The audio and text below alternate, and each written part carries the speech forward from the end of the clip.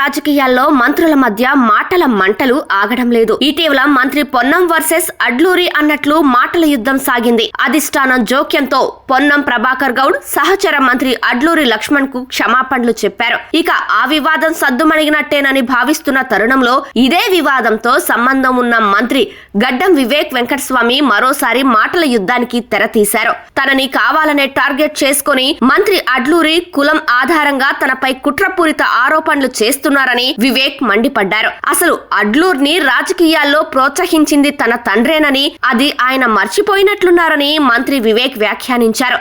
దీనిపై అడ్లూరి స్పందిస్తూ వివేక్ కొడుకును ఎవరు ఎంపీగా గెలిపించారో ఆయనకు తెలుసునని, ఎవరు ఎవరిని అవమానిస్తున్నారో చర్చకు సిద్ధమని సవాల్ విసరటంతో వివాదం మరోసారి చర్చకు దారితీసింది. దీంతో మరోసారి పీసీసీ చీఫ్ రంగప్రవేశం చేసి మంత్రుల మధ్య మాటల మంటలకు చెక్ పెట్టాల్సి వచ్చిందని ఆ పార్టీ మంత్రులు చర్చించుకుంటున్నారు.